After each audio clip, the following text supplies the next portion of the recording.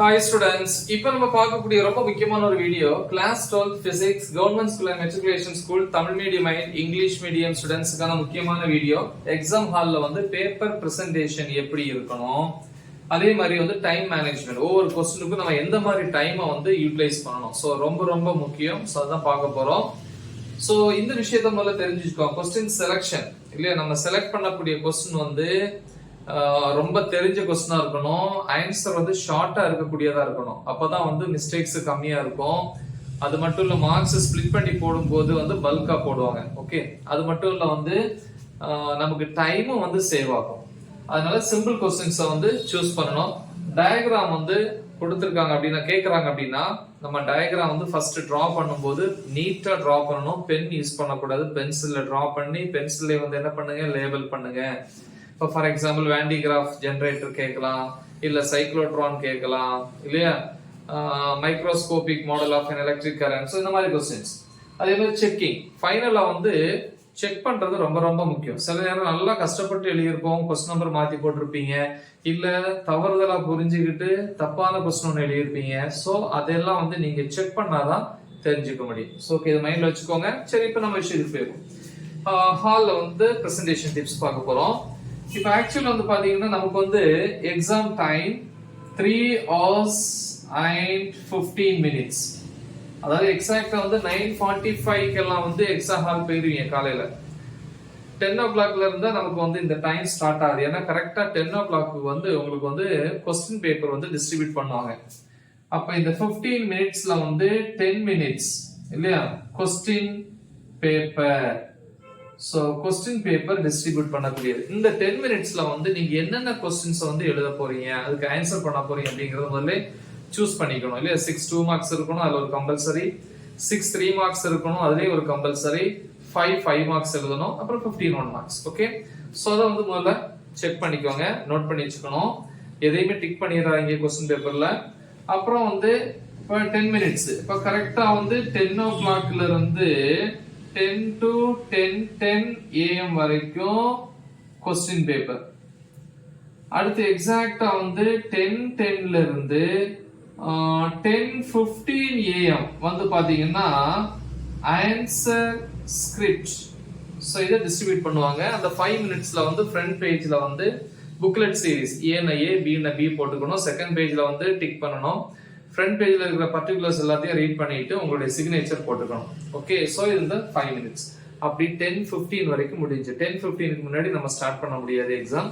So அப்போ வந்து நமக்கு இருக்கிறது இப்ப 10:15ல இருந்து 1:15 PM. சோ எக்ஸாக்ட்டா 3 hours. 3 hours அப்படின்னா 180 minutes நம்ம கையில இருக்கு. சோ இது எப்படி வந்து நம்ம பிளான் பண்ண போறோம். ஓகேவா? இப்ப பாத்தீங்கன்னா நம்ம டைம் வந்து நம்ம எப்படி எடுத்துக்க போறோம் பாருங்க. ஃபர்ஸ்ட் 1 marks பொறுத்த வரைக்கும் நமக்கு வந்து 15 1 marks. அப்ப 15 into 1 equal to 15 marks. எவ்வளவு டைம் சார் நம்ம யூட்டிலைஸ் பண்ணிக்கலாம்னா மேக்ஸிமம் 30 minutes வந்து யூஸ் பண்ணிக்கலாம். ஒரு 1 மார்க்குக்கு வந்து 1.5 minute 2 minutes நம்ம யூஸ் பண்ணிக்கலாம். சில 1 மார்க்ல வந்து பாத்தீங்கன்னா half minute போதும். பட் நல்லா ரீட் பண்ணிக்கோங்க. சில 1 marks ரொம்ப டஃபா இருந்துச்சு அப்படின்னு நீங்க ஃபீல் பண்ணீங்கன்னா ஏற்கனவே நான் வந்து டிப்ஸ் கொடுத்துருக்கேன். 4 ஆப்ஷன்ல ஏதாவது 2 ஆப்ஷன் அந்த கொஸ்டினுக்கும் அந்த கொஸ்டின் வரக்கூடிய டாபிக்குக்கும் சம்பந்தம் இல்லாம இருக்கும். அதை முதல்ல ஒமிட் பண்ணுங்க. மீதி 2 ஆப்ஷனை வச்சு அனலைஸ் பண்ணீங்கன்னா 1 marks அழகா நம்ம என்ன பண்ணிடலாம், அட்டன் பண்ணிடலாம். ஓகே, அடுத்து வந்து பாத்தீங்கன்னா 2 marks.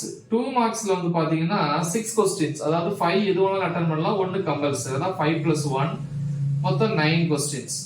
சோ அப்போ வந்து பாத்தீங்கன்னா 5 plus 1னா 6 into 2 6 questions 2 marks. அப்ப 12 marks. எவ்வளவு டைம் எடுத்துக்கலாம் அப்படின்னா மேக்ஸிமம் 25 minutes நீங்க யூஸ் பண்ணிக்கலாம். அப்ப ஒரு 2 மார்க்குக்கு வந்து நீங்க 4 minutes வரைக்கும் யூஸ் பண்ணிக்கலாம். தாராளமா போதும் இல்லையா 2 மார்க்குக்கு. நெக்ஸ்ட் வந்து 3 marks பொறுத்த வரைக்கும் 5 questions எது வேணாலும் அட்டன் பண்ணலாம், 1 கம்பல்சரி. மொத்தம் அப்படி 6 question 9ல. அப்ப 6 into 3 equal to 18 marks. So இதுக்கு எவ்வளவு டைம் சார் நம்ம யூட்டிலைஸ் பண்ணிக்கலாம் அப்படின்னா 35 minutes.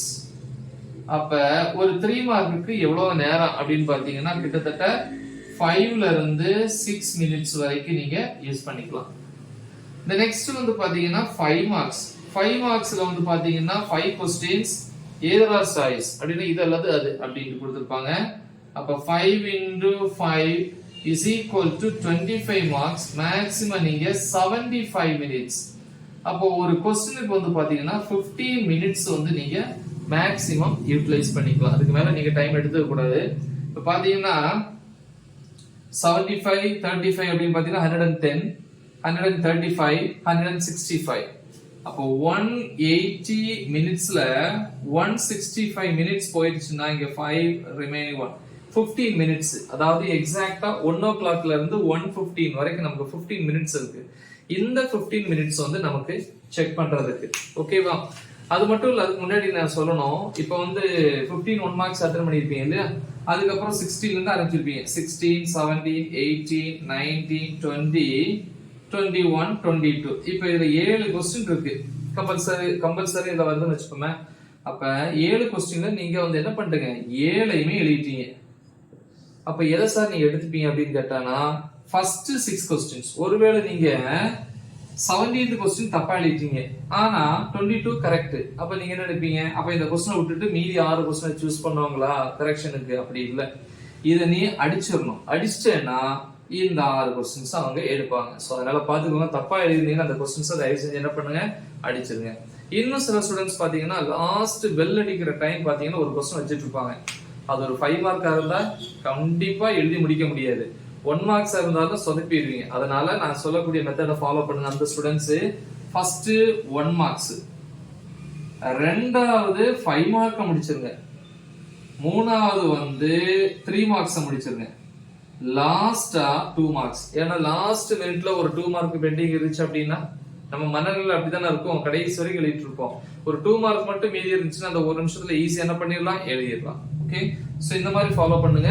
பட் முடிஞ்ச வரைக்கும் 15 மினிட்ஸ்க்கு முன்னாடி முடிச்சிடணும். அப்ப அந்த 15 மினிட்ஸ் எதுக்கு சார் அப்படின்னு கேட்பீங்க. 10 மினிட்ஸ் வந்து நம்ம எழுதுனதை ஒரு தடவை செக் பண்ணணும். கொஸ்டின் நம்பர் மாத்தி போட்டிருக்கலாம், ராங் லெட்டர் மாத்தி போட்டிருப்பீங்க, சில நேரம் வந்து ஆன்சர் மாத்தி எழுதிருக்கலாம், நம்பர் ஆஃப் கொஸ்டின்ஸ் வந்து கரெக்டா ஒரு அதிகம் எழுதிருப்பீங்க, இல்லைன்னா கம்மி எழுதிருப்பீங்க, தப்பா எழுதுனதை அடிக்காம இருப்பீங்க. இந்த மாதிரி சின்ன சின்ன மிஸ்டேக்ஸ் பண்றதுனால ஒரு கிட்டத்தட்ட ஒரு 5 to 10 மார்க்ஸ் வந்து நம்மள அறியாமலே வந்து மிஸ் ஆயிடும். ஓகேவா? சோ அதுக்காக அந்த 10 மினிட்ஸ். அப்ப கரெக்டா 1:10க்கு வந்து வார்னிங் பெல் அடிக்கும். 1:10ல இருந்து இந்த 1:15 அந்த 5 மினிட்ஸ்ல ஒரு தடவை ஓவரால் செக் பண்ணி ஃப்ரண்ட் பேஜ் எல்லாம் செக் பண்ணிட்டு அவங்க கையில என்ன பண்ணுங்க, ஹேண்ட் ஓவர் பண்ணுங்க. எக்ஸாம்ல வந்து ரொம்ப ஈஸியா தான் இருக்கும், நம்ம கொடுத்த क्वेश्चंस தான் வரும். சோ நல்லா ப்ரிப்பேர் பண்ணுங்க, நல்லா போய் எழுதுங்க, நல்லா அட்டெண்ட் பண்ணுங்க, உங்க ஃப்ரெண்ட்ஸுக்கு இதை ஷேர் பண்ணுங்க. So right the exam well, all the best, thank you.